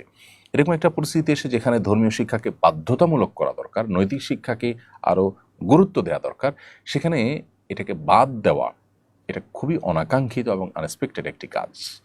এই কাজ যারাই করছেন, যারা এর সাথে জড়িত আছেন, তারা অন্যায় করছেন এবং আমি মনে করি যে তাদের এই অন্যায় থেকে বিরত থাকা উচিত। সাইম ইসলাম আপনি লিখেছেন, হাঁটু এবং কোমরের সমস্যা থাকলে চেয়ারে বসে নামাজ পড়া যাবে কি না? ভাই সাইম ইসলাম, হাঁটু এবং কোমরে যদি এত বেশি অসুবিধা থাকে, এত বেশি অসুস্থ থাকে এবং ব্যথা থাকে যে আপনি রুকু সেজদার জন্য যে মুভমেন্ট সেটা করতে পারেন না, কোনোভাবে অসহনীয় কষ্ট হয়, অসুস্থ হয়, তাহলে সেক্ষেত্রে আপনি চেয়ারে বসে নামাজ আদায় করতে পারবেন। আর যদি সমতলে বসে বসে সালাত আদায় করার সুযোগ থাকে তাহলে সেটা আপনি করবেন। সেটা যদি না হয় তাহলে চেয়ারে বসে আপনি নামাজ আদায় করতে পারেন, কিন্তু যে অপারগ হলে তখন শুধুমাত্র একটু অস্বস্তি লাগছে বা একটু কষ্ট হচ্ছে এটার উপর ভিত্তি করে আপনি চেয়ারে বসে নামাজ পড়া শুরু করলে সেটি সঠিক হবে না। এরপর লাইলা হক লিজা আপনি লিখেছেন, আমার ছেলে হওয়ার সময় আমার খুব কষ্ট হয়, ডাক্তার সিজার করার সিদ্ধান্ত নেন। আমি আল্লাহর সঙ্গে ওয়াদা করেছিলাম নরমালি হলে এতিমখানায় একটি খাসি দান করব। আমার ছেলের বয়স 7 বছর, এখন সম্পন্ন করতে পারিনি। এই ওয়াদা করা কি আমার সঠিক হয়েছে? এখন সম্পন্ন করতে না পারায় কি গুনাহ হবে? এ কারণে আমার ছেলের কি কোনো ক্ষতি হবে? আল্লাহর সঙ্গে আপনি যদি ওয়াদা করে থাকেন যেটা হলে আমি এটা করব, তাহলে আপনার এই ওয়াদা পূরণ করা উচিত, এটা আপনার কর্তব্য। আর এটা না করলে আপনি গুনাহগার হবেন। দেরি হয়েছে তারপরও যদি আপনি করে ফেলেন তাহলে এটি আদায় হয়ে যাবে এবং ইনশাআল্লাহ বিইذনিল্লাহ আপনি দায় থেকে মুক্ত হয়ে যাবেন। কিন্তু এর ফলশ্রুতিতে আপনার সন্তানের ক্ষতি হবে কি না সেটা অবশ্য এর সাথে প্রাসঙ্গিক বিষয় নয়, কারণ সন্তান তো এখানে কোনো অন্যায় করেনি, অতএব তার এখানে লাভ ক্ষতির বিষয় নেই। ক্ষতি যা হওয়ার আপনার হবে, আপনি গুনাহগার হবেন এবং আল্লাহর সঙ্গে কৃত ওয়াদা এটা পূরণ করা উচিত। আপনার যতটুকু আপনি ওয়াদা করেছেন ততটুকু আপনার সাধ্যের মধ্যে থেকে। সো আপনি আগে করতে না পারলে এখন এটিকে পূরণ করবার চেষ্টা করবেন। জঙ্গিবাদ নিয়ে আবারও মেইনস্ট্রিম ও সোশ্যাল মিডিয়া আলোচনা হচ্ছে, অনেকে বিষয়টাকে সন্দেহের চোখে দেখছেন। এ বিষয়ে আপনার দৃষ্টিভঙ্গি কী? প্রথম কথা হলো যে পশ্চিমা সাম্রাজ্যবাদীদের অনেক বড় একটা অস্ত্র হলো মুসলমানদেরকে জঙ্গিবাদের তকমা দেওয়া, ট্যাগ দেওয়া। ইরাককে তারা ধ্বংস করেছে, মরণাস্ত্র আছে এই অজুহাত তুলে, কিন্তু মরণাস্ত্র পাওয়া যায়নি, দেশ কিন্তু ধ্বংস হয়ে গেছে, তারা সরিও কিন্তু বলেনি। এই একটি এক্সাম্পলে যথেষ্ট তাদের এই জঙ্গিবাদের তথাকথিত এই খেলা, এই নাটক বোঝার জন্য। মুসলিম দেশগুলোকে, আমাদের মতো দেশগুলোকে চাপে রাখার জন্য তারা এই জাতীয় ইস্যুগুলোকে নানাভাবে ফুলিয়ে ফাঁপিয়ে প্রকাশ করে। আমরা জানি আমাদের দেশে চাঁদাবাজি, সন্ত্রাস, বহুবিধ অন্যায় অপরাধ কর্মকাণ্ড হয়। মানুষের নিরাপত্তা এখানে বেশ কিছু ক্ষেত্রে আমরা দেখি যে বিঘ্নিত হয় দারুণভাবে। এই সমস্ত বিষয়গুলোর জন্য বিগত সরকারগুলোর বিশেষ কোনো উদ্যোগ না থাকলেও আমরা দেখেছি জঙ্গিবাদ, তথাকথিত জঙ্গিবাদ দমন করবার জন্য প্রায় 15 থেকে 20টা উইং বা ডিপার্টমেন্ট নিরাপত্তা বাহিনীগুলোর রয়েছে। আপনি চিন্তা করতে পারেন যে একটা দেশে এতগুলো উইং রয়েছে, কাউন্টার টেররিজম, অ্যান্টি টেররিজম, বিভিন্ন নামে আপনার আইনশৃঙ্খলা রক্ষাকারী বাহিনীগুলোর বিভাগ বা শাখা রয়েছে। এতগুলো মানুষ সেখানে কাজ করছে। দেশে কি আসলে মানে জঙ্গিবাদের বাম্পার ফলন হয়েছে যে এত ডিপার্টমেন্ট কাজ করতে হচ্ছে, এতগুলো উইং থাকতে হচ্ছে, এতগুলো ফোর্স সেখানে কাজে লাগতে হচ্ছে? আমরা তো কোনো আপনার ঘুষ প্রতিরোধ এর জন্য এরকম কোনো বিশেষ 2-4টা বাহিনী করতে দেখিনি। তো এই বিষয়গুলো বিদেশিদেরকে খুশি করার একটা প্রচেষ্টা, পশ্চিমাদেরকে খুশি করবার একটা প্রচেষ্টা। তারা যেই ন্যারেটিভ দেয় সেটাকে আমরা এখানে প্রতিষ্ঠা করবার অন্ধ চেষ্টা এবং অন্ধবিশ্বাস করি, অন্ধভাবে এটাকে চালানোর প্রতিষ্ঠা করবার জন্য আমরা চেষ্টা করি, যেটা খুবই দুর্ভাগ্যজনক একটা বিষয়। বিগত আমলে বিশেষ করে অত্যাচারের গুমখুনকে হালাল করবার অন্যতম একটা উপায় ছিল জঙ্গিবাদের নাটক। ইতিমধ্যে ডিএমপি কমিশনার সহ আপনার দায়িত্বশীল ব্যক্তিবর্গ তো বলেইছেন যে বাংলাদেশে কোনো জঙ্গি নেই এবং জঙ্গিবাদের নামে যা হয়েছে সেটা নাটক, এটা তারা পর্যন্ত স্বীকার করে নিয়েছেন। এবং বহু মানুষ যারা গুমখুনের শিকার হয়েছেন তাদের জবানবন্দিগুলো আমরা জানি, আয়নাঘরে রাখা থেকে নিয়ে বিভিন্ন বিষয়গুলো, এগুলোর জন্য জঙ্গিবাদকে একটা উজুয়াদ হিসেবে ব্যবহার করা হয়েছে। অতএব সেটাকে নতুন করে ফিরিয়ে আনার চেষ্টা যে বা যারা করছেন তারা পুরনো সেই খেলাকে আবার বাংলাদেশে মঞ্চস্থ করার চেষ্টা করছেন। বাংলাদেশের মানুষ খুবই সচেতন এখন এই জিনিসগুলোর, সব জারি জড়ি তারা বুঝে গেছেন যে জঙ্গি অভিযান, জঙ্গি বিরোধী অভিযানের নামে যে নাটক করা হয়েছে সেই নাটকগুলো এখন সবার কাছে দিনে আলোর মতো পরিষ্কার। কোরআন হাদিসের বই পুস্তক পাওয়ার পর সেটা ছবি দিয়ে জঙ্গিবাদী বা জেহাদি বই পাওয়া গেছে বলেও আপনার অভিযোগ করতে দেখা গেছে। জেহাদি বই থাকা কি কোনো দোষের কিছু? টনি ব্লেয়ার যদি আপনার ক্রুসেডের ঘোষণা দিতে পারেন, খ্রিস্টানদের ধর্মযুদ্ধের ঘোষণা দিতে পারেন, তাহলে মুসলমান জেহাদি চেতনা লালন করলে সমস্যাটা কোথায়? কোরআন এবং হাদিসে জিহাদের কথা আছে, তাহলে আমাকে কোরআন হাদিসকে বাদ দিব? এগুলো করতে করতে করতে আস্তে আস্তে আস্তে আমাদেরকে কোণঠাসা করা হচ্ছে এবং ইসলামী শক্তিকে দুর্বল করার অপচেষ্টা করা হচ্ছে। অতএব সেই পুরাতন যে চক্রান্ত এবং ষড়যন্ত্র, সেটা আবার নতুন করে শুরু করতে যাচ্ছে একটা মহল, যেটা উদ্বেগজনক। আমাদের প্রত্যেকটা মানুষের এটার বিরুদ্ধে অবস্থান নেওয়া দরকার। বিশেষ করে মানবাধিকার বিষয়ক যে জাতিসংঘের যে কমিশন হতে যাচ্ছে, সেই কমিশনের বিরুদ্ধে জনগণ নানাভাবে তাদের মতামত ব্যক্ত করছেন। এরকম একটা সময় মানুষের দৃষ্টিকে অন্যদিকে ফেরাবার জন্য এটা করা হচ্ছে কিনা। যুক্তরাষ্ট্রের সঙ্গে যে নিরাপত্তা চুক্তির কথা শোনা যাচ্ছে, সেটা আপনার বাস্তবায়নের দ্বার প্রান্তে। অতএব সেটার যৌক্তিকতা তৈরি করার কোনো চেষ্টা করা হচ্ছে কিনা এই সমস্ত ঘটনার মাধ্যমে, সেটা খতিয়ে দেখা দরকার। প্রিয় দর্শক, দেখতে দেখতে আমরা অনুষ্ঠানের ঠিক মাঝামাঝি পর্যায়ে পৌঁছে গেছি। সময় হয়ে গেছে ছোট একটি বিরতিতে যাওয়ার। বিরতির পর আবারও ফিরে আসবো ইনশাআল্লাহ। আমাদের সঙ্গেই থাকবেন আশা করি। অসহায় দরিদ্রদের দারিদ্র্য দূরীকরণ ও স্বাবলম্বীকরণের লক্ষ্যে আসুন্নাহ ফাউন্ডেশন পরিচালনা করছে স্বাবলম্বীকরণ প্রকল্প। স্বাবলম্বীকরণ প্রকল্পের আওতায় এ যাবৎ প্রায় ৩,০০০ মানুষকে প্রশিক্ষণ ও স্বাবলম্বীকরণ উপকরণ প্রদান করা হয়েছে। আপনার জাকাতের অর্থে স্বাবলম্বী হতে পারে অসহায় দরিদ্র মানুষ। আসুন্নাহ ফাউন্ডেশনের জাকাত তহবিলে জাকাত পাঠাতে ভিজিট করুন www.asunnahfoundation.org/donate/zakat। প্রিয় দর্শক, বিরতির পর আবার আপনাদেরকে স্বাগতম জানাচ্ছি। আপনারা দেখছেন আসুন্নাহ ফাউন্ডেশন আয়োজিত সাপ্তাহিক সরাসরি প্রশ্ন উত্তরমূলক অনুষ্ঠান শরীয়ত সমাধানের 268তম পর্ব। বিরতির আগে আমরা অনেকগুলো প্রশ্ন উত্তর আপনাদের দিয়েছি। এই পর্যায়ে আমি যে প্রশ্নটি দেখতে পাচ্ছি সেটি হলো, বিয়ের প্রথম রাতের সুন্নত আমল কি কি? অনেক বউ বাসর ঘরে 2 রাকাত নামাজ আদায় করেন, বউ বরকে দুধ খাওয়ান, এরকম নানা প্রচলন আছে। কোরআন সুন্নাহ মোতাবেক আমল কি? আমি শীঘ্রই বিয়ে করতে যাচ্ছি, আমার জন্য কল্যাণে দোয়া করবেন। প্রশ্নকর্তা যে হন না কেন, আপনার জন্য আমরা দোয়া করি। আল্লাহ তাআলা আপনাকে দাম্পত্য জীবনের সুখ এবং প্রশান্তি দান করুন এবং আল্লাহর বাধ্যগত এবং অনুগত থেকে দাম্পত্য জীবনে উভয়ে মিলেমিশে চলার তৌফিক আল্লাহ আপনাদেরকে দান করুন। আর আপনার প্রশ্ন উত্তর হলো যে জি, সুগন্ধি ব্যবহার করবেন, এটা উত্তম সন্দেহাতীতভাবে।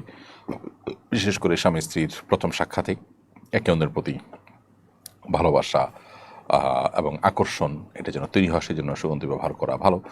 আবার একই সাথে স্ত্রীর মাথার অগ্রভাগে হাত রেখে একটা দোয়া পড়া, আল্লাহুম্মা ইন্নী আসআলুকা খায়রাহা ওয়া খায়রা মা ফিহা ওয়া আউযু বিকা মিন শাররিহা ওয়া শাররি মা ফিহা। আল্লাহ, আমার স্ত্রীর মধ্যে যত কল্যাণ আছে, যাবতীয় কল্যাণ, এটা আপনার কাছে আমি চাই। আর কোনো অকল্যাণ থাকলে সেটা থেকে আমি পানাহ চাই, তার ক্ষতি থেকে আমি মুক্তি চাই। এরকম দোয়া পাঠ করা মুস্তাহাব, হাদিসটি রয়েছে। এর বাইরেও স্বামী স্ত্রী উভয়ে দাঁড়িয়ে 2 রাকাত নফল নামাজ আদায় করা বাসর রাতে, সেটাও মুস্তাহাব। অনেক উলামা ইকরাম সেটি করতে আমাদেরকে পরামর্শ দিয়েছেন বিভিন্ন বর্ণনার আলোকে। সো এই কাজগুলো আপনি করতে পারেন এবং আল্লাহ তাআলার কাছে সাধারণ এবং কমন যে দোয়া আছে, সেই দোয়াগুলো তো আমরা অনবরত নেককার স্বামী নেককার স্ত্রী পাওয়ার জন্য, যেমন সূরা ফুরকান 74 নম্বর আয়াত, রব্বানা হাব লানা মিন আজওয়াজিনা ওয়া যুররিয়্যাতিনা কুররাতা আ'ইউন ওয়াজআলনা লিল মুত্তাকিনা ইমামা, এই জাতীয় দোয়াগুলো আমরা করব ইনশাআল্লাহ তাআলা।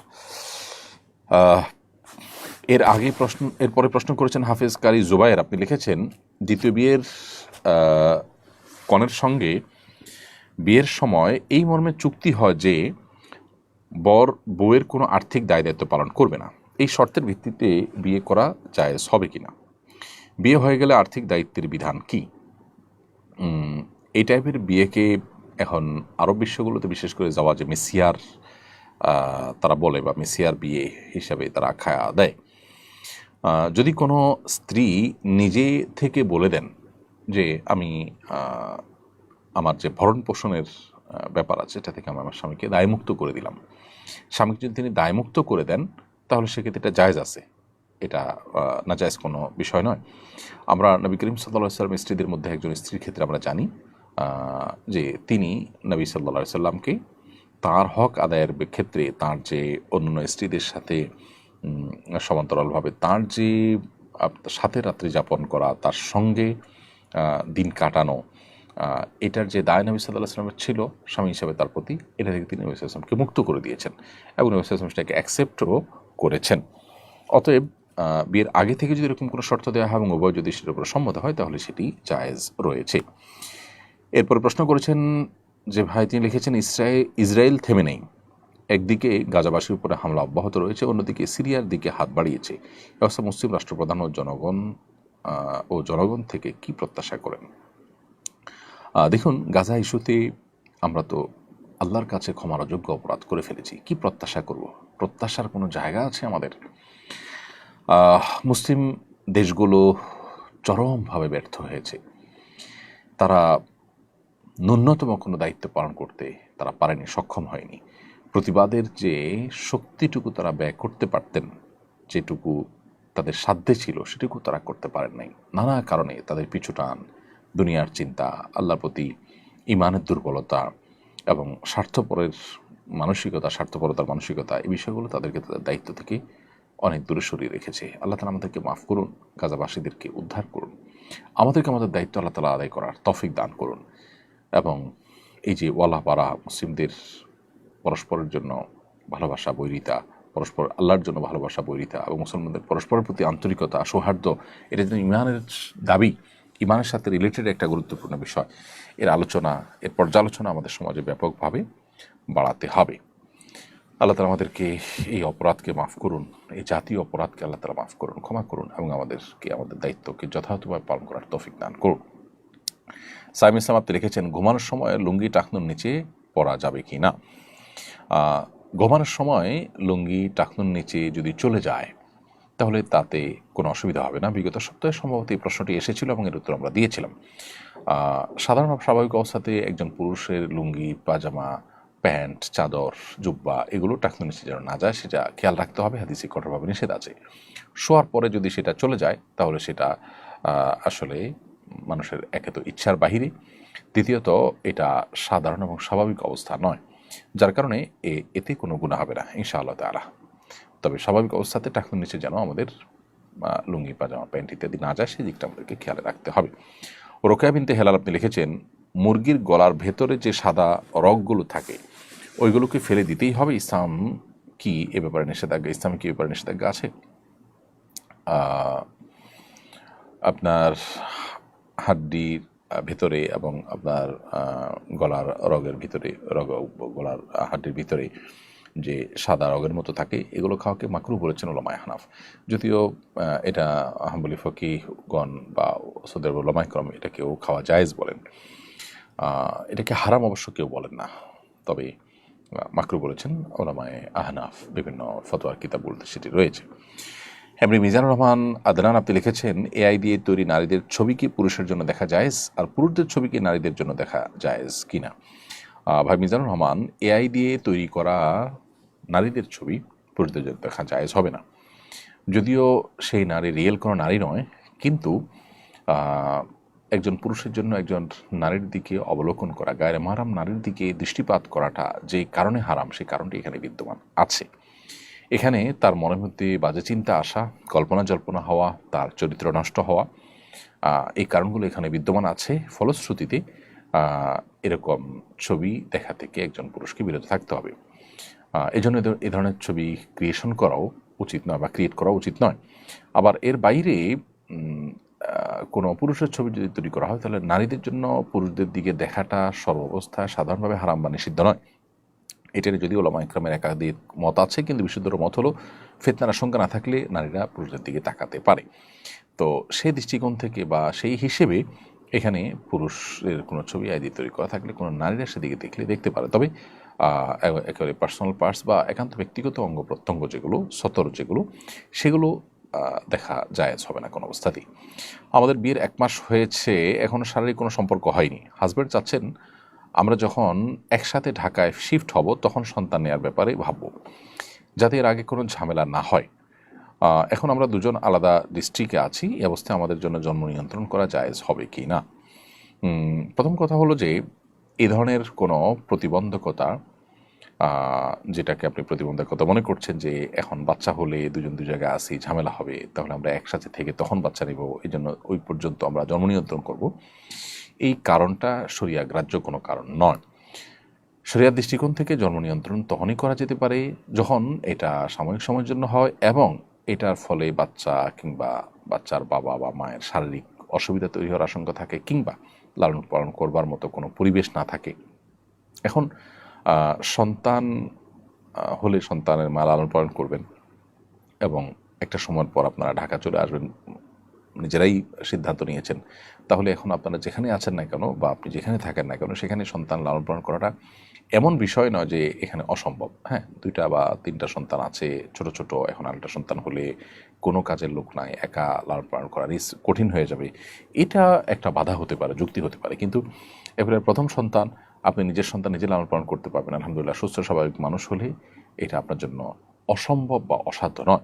বিধায় সন্তান এই মুহূর্তে হলে দুজনের মধ্যে ভুল বোঝাবুঝি হতে পারে, এটা একেবারেই একটা দূরবর্তী যুক্তি, এটা খোলা একটা যুক্তি, এটা কোনো গ্রহণযোগ্য যুক্তি নয়, যার কারণে এর ভিত্তিতে আপনারা জন্ম নিয়ন্ত্রণ করতে পারবেন না। জন্ম নিয়ন্ত্রণটা মৌলিকভাবে কোনো জায়েজ বিষয় নয়, বরং শর্ত সাপেক্ষে সেটি জায়েজ হয়। আল্লাহ তাআলা আমাদেরকে বিবাহের মাধ্যমে, দাম্পত্য সম্পর্কের মাধ্যমে মানব ধারা পৃথিবীতে অব্যাহত রাখবার নির্দেশ দিয়েছেন। বিধায় এখানে নিয়ন্ত্রণটা করা যাবে শর্ত সাপেক্ষে, সাধারণ অবস্থায় নয়।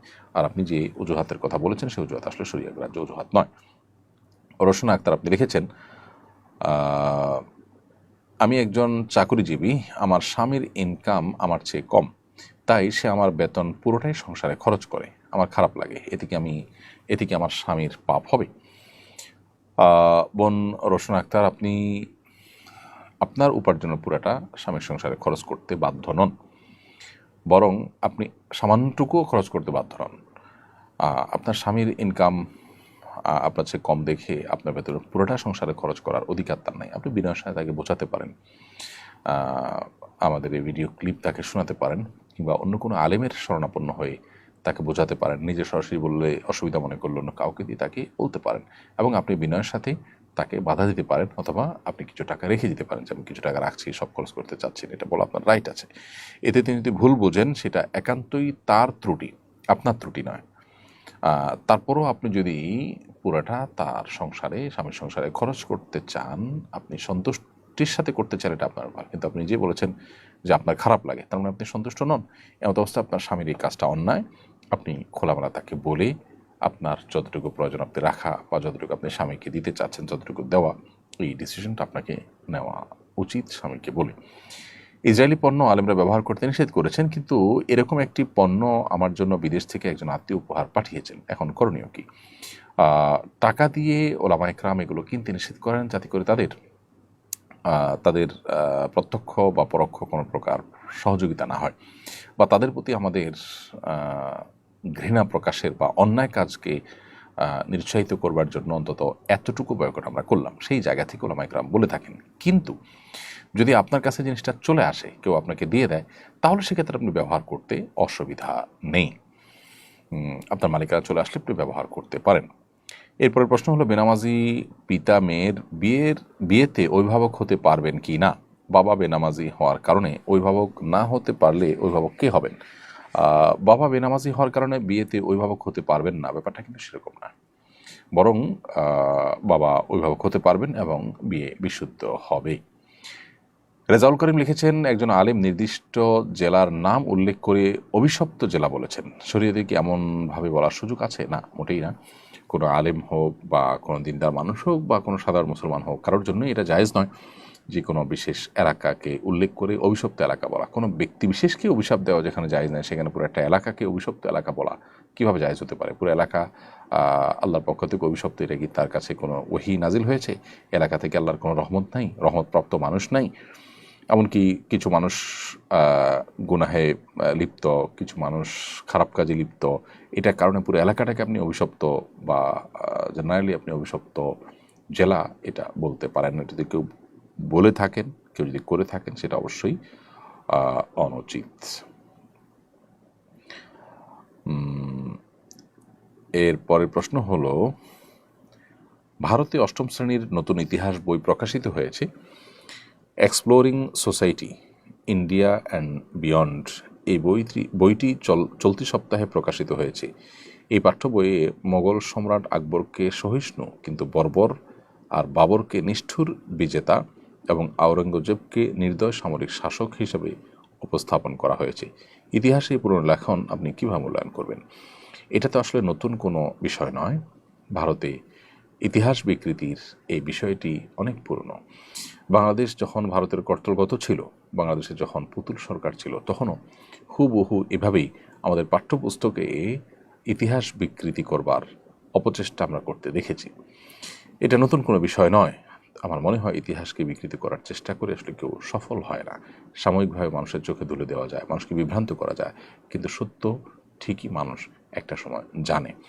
বিধায় এখানে যে উদ্দেশ্যপ্রণোদিতভাবে মুসলিম শাসকদেরকে খারাপভাবে উপস্থাপন করার চেষ্টা করা হয়েছে সেটা বোঝার জন্য তো পণ্ডিত হওয়ার প্রয়োজন নেই।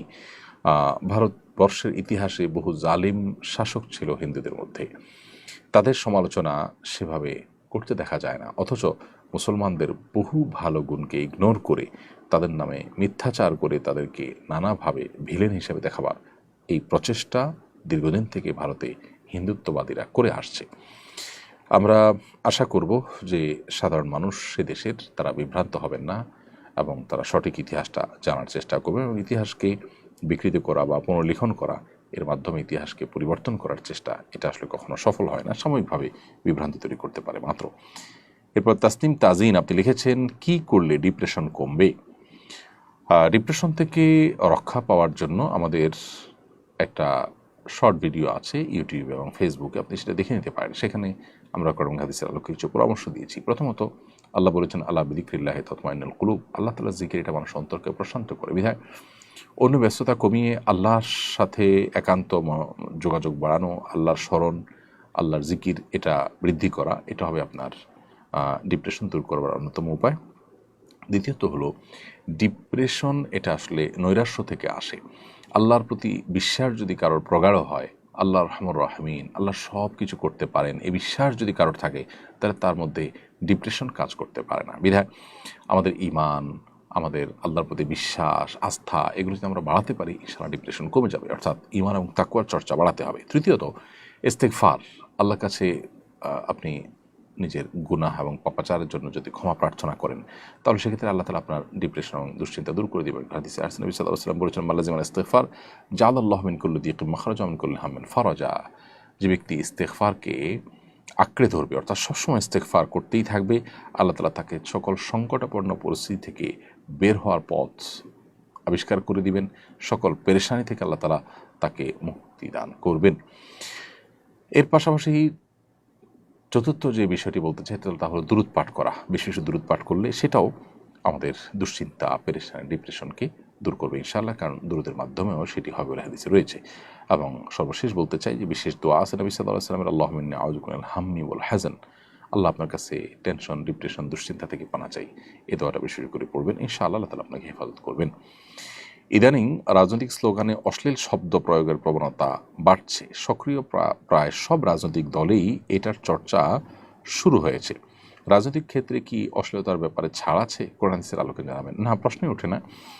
রাজনৈতিক ক্ষেত্রে অশ্লীলতার ব্যাপারে ছাড় থাকতেই পারে না। ইসলাম যেটাকে নিষেধ করেছে সেটা অন্য 10 জনের জন্য যেরকম নিষেধ, পলিটিশিয়ানদের জন্য বা পলিটিক্সের সাথে যারা জড়িত তাদের জন্য নিষিদ্ধ।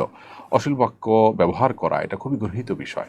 এটা এমনিতেই আমাদের সমাজে রাজনৈতিক অস্থিরতা অনেক বেশি বিরাজমান, পরস্পরের মধ্যে শ্রদ্ধাবোধের ঘাটতি এমনি আছে। সেক্ষেত্রে এই কালচার যদি ডেভেলপ হয় তাহলে আমরা আরও বেশি ক্ষতিগ্রস্ত হব এবং আমাদের রাজনৈতিক কালচার আরও নষ্ট হবে। নবী করিম সাল্লাল্লাহু আলাইহি সাল্লাম অশ্লীলতাকে কখনো প্রশ্রয় দেননি। দেখুন, মক্কার মানুষজন প্রিয় নবী সাল্লাল্লাহু আলাইহি সাল্লামের প্রচণ্ড বিরোধী ছিল। তাদের শত্রুতা এত চরমে পৌঁছেছে যে নবী সাল্লাল্লাহু আলাইহি সাল্লামকে তারা তাঁর আপন মাতৃভূমি থেকে বের হয়ে যেতে বাধ্য করেছে এবং নবী করিম সাল্লাল্লাহু আলাইহি সাল্লাম এবং তার সাথে যারা ঈমান এনেছে তাদের প্রতি নিষ্ঠুর বর্বর আচরণ করেছে, জুলুম করেছে, নির্যাতন করেছে। এত বড় শত্রু হওয়ার পরও নবী সাল্লাল্লাহু আলাইহি সাল্লাম বা তার সাহাবীরা মক্কার মুশরিকদেরকে আপনার গালমন্দ করা, অশ্লীল কোনো উক্তি করা তাদের সম্পর্কে, এটা আপনি দেখাতে পারবেন না। এটাই হলো ইসলামের শিক্ষা। অতএব আমাদের রাজনৈতিক কালচারে পরস্পরের শ্রদ্ধাবোধটা থাকা দরকার। কোনো অবস্থাতেই পরস্পরকে তুচ্ছতাচ্ছিল্য করা, হেয় প্রতিপন্ন করা এবং বিশেষ করে যে অশ্লীল বাক্যালাপ করা, এটা বন্ধ হওয়া উচিত। কোনো দলের অনুসারীরা এটা করলে দলের সিনিয়ররা, নেতাকর্মীরা দায়িত্বশীল পর্যায় থেকে তাদের এগুলোকে নিরুৎসাহিত করা উচিত। এটা সুস্থ এবং শুদ্ধ রাজনৈতিক ধারা বিকাশে আমাদের জন্য সহায়ক হবে ইনশাআল্লাহ তাআলা। নবী করিম সাল্লাল্লাহু আলাইহি ওয়াসাল্লাম থেকে একটা হাদিস বর্ণিত হয়েছে সহিহ ইবনে হিব্বানে, আরও বিভিন্ন হাদিস কিতাবে, যে আবু দারদা রাদিয়াল্লাহু তাআলা বলেছেন, নবী সাল্লাল্লাহু আলাইহি ওয়াসাল্লাম বলেছেন, ইন্নাল্লাহা ইউবগিদুল ফাহিশাল বাদি, আল্লাহ তাআলা অশ্লীল উক্তিকারী এবং নিচু কথা বলে, নিচু আচরণ করে এরকম মানুষকে অপছন্দ করেন। আর নবী করিম সাল্লাল্লাহু আলাইহি ওয়াসাল্লাম তিনি তার সম্পর্কে হাদিসে বর্ণিত হয়েছে যে তিনি লাআন তাআন ফাহিশ ছিলেন না, অশ্লীল উক্তিকারী ছিলেন না, তিনি আপনার অভিসম্পাদকারী ছিলেন না। অতএব অশ্লীল উক্তি এটা অন্য দশজন মুসলমানের জন্য যেরকম হারাম, ঠিক একইভাবে রাজনৈতিক দলের নেতা কর্মী অনুসারী তাদের জন্য হারাম। বিদায় সোশ্যাল মিডিয়াতে একজন অন্যজনকে বাজে উক্তি করা বা একজন আরেকজনের প্রতি, ভিন্ন মতের মানুষের প্রতি অশ্লীল উক্তি করা, এগুলো খুবই গর্হিত কাজ। এরপরে তমিন ইসলাম আপনি লিখেছেন, ফর্সা হওয়ার ক্রিম ব্যবহার করলে কি গুনাহ হবে? এটা স্বাভাবিক আকৃতি পরিবর্তন হিসাবে গণ্য হবে কিনা? উত্তর হলো না। ফর্সা হওয়ার ক্রিম ব্যবহার করলে আসলে আমাদের আকৃতি পরিবর্তন বলতে যেটা বোঝায় সেরকম কিছু হয় না, বিধায় এটা ব্যবহার করা হারাম হবে না। তবে আমরা যখন প্রসাধনী ব্যবহার করব সতর্ক থাকতে হবে এগুলোতে হারাম কোনো উপাদান আছে কিনা। আমরা খাদ্য গ্রহণের ক্ষেত্রে, পানীয় গ্রহণ করার ক্ষেত্রে হালাল হারাম বাজ বিচার করলেও আমরা অনেকেই জানি না যে প্রসাধনী ব্যবহারের ক্ষেত্রে হালাল হারাম বাজ বিচার করার বিষয়টা রয়েছে। আপনি দেখবেন যে ইহুদি যে পণ্যগুলো বয়কট করার জন্য আহ্বান করা হয়, তাদের পণ্যগুলোর তালিকার মধ্যে সবচেয়ে দীর্ঘ তালিকা হলো এই প্রসাধনী রিলেটেড পণ্যগুলো। এই পণ্যগুলোর মাধ্যমে অনেক হারাম বস্তু আমাদের শরীরে প্রবেশ করানো হয়ে থাকে। আমরা এগুলো যখন ব্যবহার করি নানাভাবে এগুলো আমাদের শরীরে প্রবেশ করে, আমরা সেই দিকটাকে অনেকে খেয়াল করি না। অতএব সেখানে হালাল হারাম বিষয়টাকে বিশেষভাবে আমাদের বিবেচনা আনতে হবে। তবে মৌলিকভাবে ফর্সা হওয়ার ক্রিম ব্যবহার করাটা নিষিদ্ধ নয়। আব্দুল্লাহ মাহমুদ আপনি লিখেছেন, আমার মা আমার বাবাকে ডিভোর্স দিয়ে চলে যান যখন আমার বয়স 5 বছর এবং আমার ভাইয়ের 7 বছর চলে। এরপর আমার বাবা আবার বিয়ে করেন। আমার সৎমা খুব ভালো, উনি আমাদের আজকে 14 বছর ধরে খুব যত্ন সহকারে লালন পালন করেন। গত 3-4 বছর আগে আমার আপন মা আমাকে বলেন উনি আমাদের কাছে আসতে চান, এখন আমাদের করণীয় কি? আব্দুল্লাহ মাহমুদ, আপনি আপনার সৎমা যিনি আপনাকে লালন পালন করছেন তার প্রতি আপনি কৃতজ্ঞ, এটা ভালো। তিনিও আপনার এক প্রকারের মা, সেটা এবং তার অবদান আছে, সেই হিসাবে আপনি তার প্রতি কৃতজ্ঞ হতেই হবে, সেটা ঠিকই আছে। কিন্তু যিনি আপনার জন্মদাতা মা, তিনি যদি আপনার প্রতি কোনো অবিচার করে থাকেন, আপনাদের প্রতি কোনো অন্যায় করে থাকেন, তিনি তার জন্য আল্লাহর কাছে দায়ী থাকবেন। কিন্তু সন্তান হিসাবে আপনাদের উচিত তিনি আসতে চাইলে তাকে আসতে দেওয়া বা সেই ব্যবস্থা গ্রহণ করা, কারণ দিন শেষে তিনি আপনার জন্মদাতা মা, আপনার গর্ভধারণকারিণী মা। অতএব আপনাকে গর্ভধারণ করেছেন, দুনিয়ার আলো দেখতে ভূমিকা রেখেছেন, কষ্ট করেছেন, এটুকুর জন্য হলেও তার প্রতি আপনাদের কৃতজ্ঞ থাকতে হবে। সবচেয়ে বড় কথা হলো মা বাবার প্রতি সদয় হওয়া, তাদের প্রতি সদাচরণ করা, তাদের প্রতি দায়িত্বশীল হওয়া, তাদেরকে শ্রদ্ধা করা, ভালোবাসা, তাদের হকগুলোকে আদায় করার নির্দেশ আল্লাহ তাআলা আমাদেরকে দিয়েছেন। এটা কিন্তু বিনিময়ে না, অর্থাৎ মা বাবা দিয়েছেন তাই আমাকে দিতে হবে, মা বাবা যদি আমার প্রতি অসদাচরণ করেন তাহলে আমি আর সদাচরণ করবো না, ব্যাপারটা এরকম না। এটা গিভ অ্যান্ড টেকের ব্যাপার না, গিভ অ্যান্ড টেকের সম্পর্কটা অন্যদের সাথে, আর এখানে এটা তাদের মা হওয়ার কারণেই তার প্রাপ্য হয়ে গেছে। সংসদে নারী আসন বাড়িয়ে দ্বিগুণ করার পরিকল্পনা করছে ঐক্যমত্য কমিশন। বিষয়টিকে জুলাই আন্দোলনের স্পিরিটের সঙ্গে সঙ্গতিপূর্ণ মনে করেন কিনা? একেবারেই নয়। আমরা বিগত সরকারগুলোর সময় আমরা দেখেছি যে নারীদের জন্য সংরক্ষিত যে আসন রাখা হয় সেখানে অযোগ্য নারীরা স্থান পান সাধারণত, কারণ জনগণ যেহেতু সেখানে ভোটের মাধ্যমে যোগ্য পার্থক্য করবার সুযোগ থাকে না, রাজনৈতিক দলগুলো তাদের মতো করে নির্বাচন করবার সুযোগ থাকে, সেখানে সাহেবদের স্ত্রীদের এমপি হওয়ার খায়েশ পূরণ হওয়ার একটা পথ সুগম হয়। এবং বিগত সময়ে অনেক এই জাতীয় সংরক্ষিত আসনে এমপিদের বক্তব্য শুনে মানুষ বিনোদন এবং হাসির খোরাক পেয়েছে, সেখানে এরকম বহু ঘটনা আমাদের সামনে রয়েছে। যারা আসলে ভোটের মাধ্যমে আপনার লড়াই করে এমপি হওয়ার মতো যোগ্যতা রাখেন না, তারা আইন প্রণয়নে কী ভূমিকা রাখতে পারবেন? এরকম কোটার সিস্টেম যদি চালু করতে হয় তাহলে সেক্ষেত্রে সমাজে বহু অবহেলিত মানুষ আছে, আলেম ওলামার অবহেলিত, তারা গতানুগতিক রাজনৈতিক এই কালচারের মধ্যে তারা আসলে আপনার ভোটের লড়াই জিতে আসা তাদের জন্য কঠিন, নানাভাবে তাদেরকে কোণঠাসা করে রাখা হয়। নারীকে কোণঠাসা করে রাখা হয়, এই যুক্তি যদি তাদের জন্য কোটা রাখেন তাহলে সেক্ষেত্রে আপনি আলেমদের জন্য কোটা রাখেন, আপনি আরও বহু জনগোষ্ঠীর মানুষকে কোটা আনতে হবে। যে কোটার বিরুদ্ধে আন্দোলন হয়েছে, নতুন বাংলাদেশ হয়েছে, সেই কোটা আবার ফিরিয়ে আনা এবং সেটার পরিমাণ বাড়ানো, এটা কোনো অবস্থাতে যৌক্তিক হতে পারে না। ঐক্যমত্য কমিশনের এই কাজের তীব্র নিন্দা জানাচ্ছি, আমরা বিরোধিতা করছি। আমি মনে করি আমার মতো আরও বহু রাজনৈতিক দল, ব্যক্তিও এটা বিরোধিতা করেছে। আশা করি যে তারা সেটাকে আমলের নেবে এবং গুরুত্বের সাথে দেখবে। অনেক বাড়ি মালিক বড় পরিবারকে বাসা ভাড়া দিতে চান না। যদি শুনেন বাচ্চা 3-4টা, তাহলে ভাড়া দিতে অস্বীকৃতি জানান, এটা জায়েজ আছে কিনা?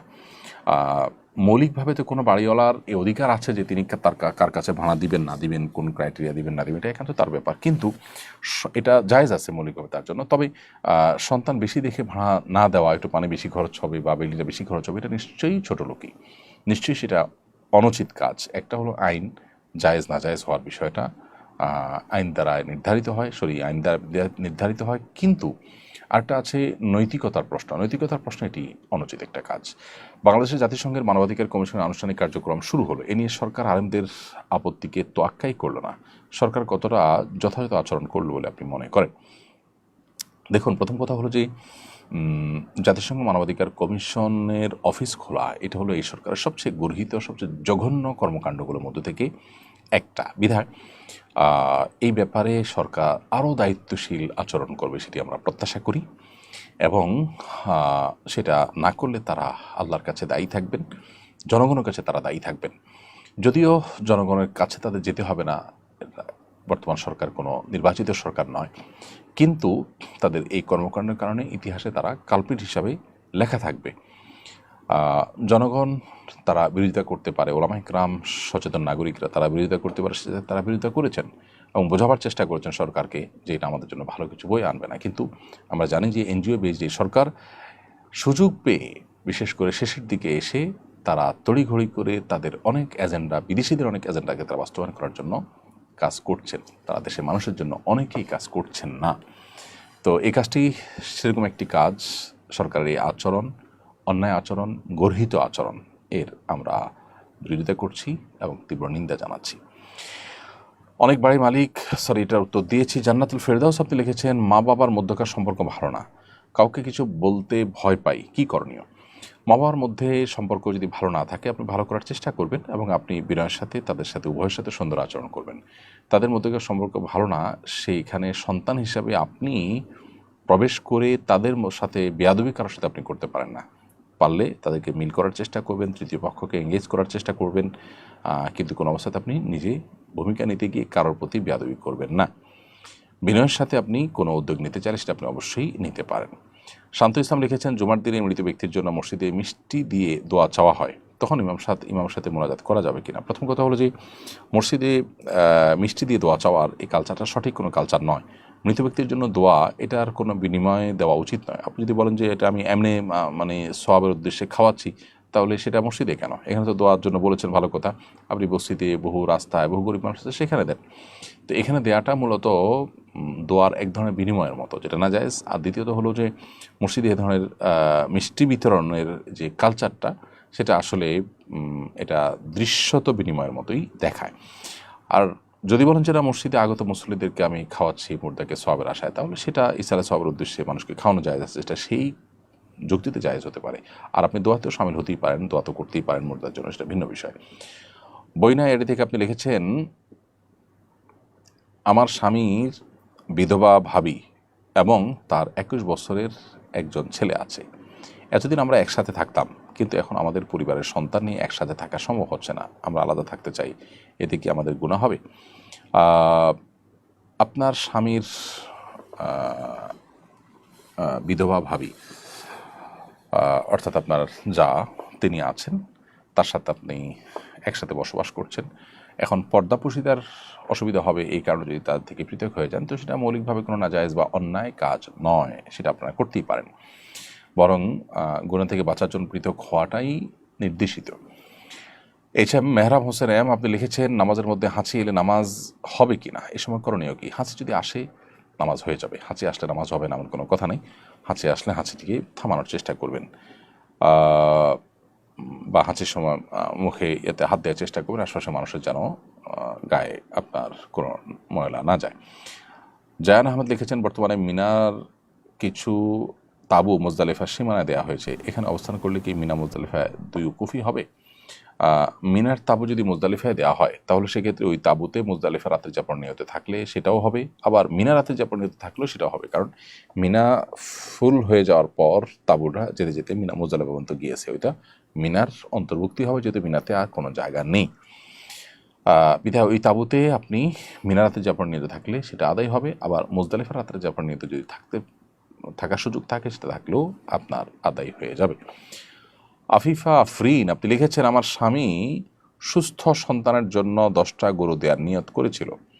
আমরা দেশের বাইরে থাকি, এই 10টা গরু কাকে কিভাবে দিতে হবে বা গরুর সমপরিমাণ টাকা কাউকে দেওয়া যাবে কিনা? আপনার স্বামী সুস্থ সন্তানের জন্য 10টা গরু দেওয়ার যদি মানত করে থাকেন তাহলে সেটা আবশ্যক হবে। নিয়ত করেছেন, নিয়ত এবং মানতের মধ্যে পার্থক্য আছে। যদি আল্লাহ আমার এই কাজটা হয় তাহলে আমি এতগুলো গরু গরিব দুঃখীদেরকে দান করবো বা খাওয়াই দিব, এটা কি বলে মানত। মানত করলে সেটা পুরা করা জরুরি হবে যদি মানত শরিয়া সিদ্ধ হয়, আর নিয়ত করলে সেটা পুরা করা জরুরি না। এখন নিয়ত যদি করে থাকেন সন্তান সুস্থ হলে বা সন্তান যেন সুস্থ হয়, তাহলে আমি এটা সন্তান যেন সুস্থ হয় আল্লাহ আমি এটা করব। সুস্থ হলে আমি করবো এটা না, সন্তান সুস্থ হোক বা না হোক আমি এটা করব আল্লাহ আপনি আমার সন্তানকে সুস্থ করে দিন, এরকম নিয়ত করলে সেটা আপনি দান করবেন। এখন নিয়তটা কী ধরনের ছিল, কী নিয়ত করেছেন সেটা আসলে এখানে নির্ভর করবে, সেটার উপরে পুরো সিদ্ধান্তটা।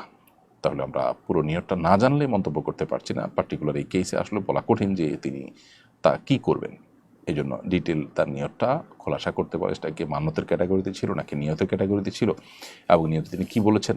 সরি, নিয়ত করলে তো তিনি এটা যে কোনোভাবে ব্যয় করতে পারেন, 10টা গরু 10 জন গরিবকে দান করা, 10টা গরু জবে করে গোশত দিয়ে দেওয়া বা যে কোনো কিছু করতে পারেন নিয়ত করলে। আর নিয়ত যদি পুরো নাও করেন গুনাহগার হবেন না। মানত করে থাকলে যেভাবে মানত করেছেন সেভাবে তাকে করতে হবে যদি মানত বিশুদ্ধ হয়ে থাকে। এমনি তোফাইল আপনি লিখেছেন, আমি অনেক কাজে আল্লাহর কসম করেছিলাম, তারপরে রাখতে পারি নাই, এদিকে আমার পাপ হবে? কি আমল করলে পাপ থেকে মুক্তি পাবো? আপনি কসম করে থাকলে কসমের কাফারা দিতে হবে যদি কসম ভঙ্গ করে থাকেন, কসম যদি রক্ষা না করে থাকেন। আর কসমের কাফারা হলো আপনি 10 জন মিসকিনকে খাবার খাওয়াবেন কিংবা 3টা রোজা রাখবেন। যতটা কসম ভঙ্গ করেছেন ততগুলোর জন্য আপনাকে কাফারা দিতে হবে। এভাবে প্রেমে পরা বারণ এই আইডি থেকে আপনি লিখেছেন, ভগ্নিপতি কি শালীকে বিয়ে করতে পারবে কিনা? না, ভগ্নিপতি শালীকে বিয়ে করতে পারবেন না। বিশেষ করে শালীর বোন নিজের স্ত্রী থাকা অবস্থায় যদি বোনের সাথে তালাক হয়ে যায়, বিচ্ছেদ হয়ে যায় বা বোন মারা যায় তখন শালীকে বিয়ে করতে পারবেন। মোহাম্মদ রিয়াজ লিখেছেন, আমার বয়স 17, আমি বাবরি চুল রাখতে পারবো কিনা? হ্যাঁ, অবশ্যই রাখতে পারেন। লিয়া আক্তার লিখেছেন, আমার খুব ইচ্ছা করে একবার আমার স্বামীর কবরটা ছুঁয়ে দেখি, আমি কবরস্থানে যেতে পারবো কিনা? মেয়েদের জন্য কবরস্থানে যাওয়ার পরে ফোকাহে কেরামের বিশুদ্ধ মত হলো যে তারা কবরস্থানে প্রবেশ করবেন না। একান্ত কবরের কাছে ওয়ালের বাইরে থেকে আপনি দেখতে পারেন, জাস্ট আবেগের কারণে তাদের কবরস্থানে না যাওয়াই উচিত। বাহির থেকে আপনি দোয়া করবেন। এটা নানা কারণে হাদিসের নিষেধাজ্ঞাটি বর্তায়। এর মধ্যে একটা হলে মেয়েরা অনেক বেশি আবেগী হয়ে পড়েন এবং সেখানে একটা বাজে দৃশ্যের বা অনাকাঙ্ক্ষিত দৃশ্যের অবতারণা হতে পারে, অথবা সেখানে পুরুষরা অনেক বেশি কবরস্থানে যেয়ে থাকেন, সেই ভিড়ের মধ্যে মহিলারা গেলে তাদের প্রাইভেসি নষ্ট হতে পারে। নানা কারণে শরীয়তের এই নিষেধাজ্ঞাটা আরোপ করা হয়ে থাকতে পারে। মমস সিক্রেট এআইডি থেকে আপনি লিখেছেন, কসমের কাফারা রোজা কি ধারাবাহিক রাখতে হয় নাকি আলাদা আলাদা রাখলেও চলবে? আলাদা আলাদা রাখলেও চলবে, ধারাবাহিকতার কোনো শর্ত নেই। মহিনুদ্দিন লিখেছেন, আমি একজন হিন্দু ভাইকে কিছু টাকা দেনা আছি, অনেক খোঁজাখুঁজি করার পরেও উনি কিংবা ওনার পরিবারের কোনো খোঁজ খবর পাচ্ছেন, এখন আমি কী করতে পারি? যদি খোঁজ পাওয়ার কোনো সম্ভাবনা না থাকে আপনি এই টাকা দান করে দেবেন সওয়াবের নিয়ত ছাড়া। আফিয়া ইসলাম লিখেছেন, ইন্টারমিডিয়েট পর্যায়ে চতুর্থ বিষয় হিসাবে সংস্কৃত নিয়েছিলাম, কিন্তু কিছু অনুবাদে মনে হচ্ছে হিন্দুদের দেবীকে আল্লাহর সাথে তুলনা করা হয়েছে।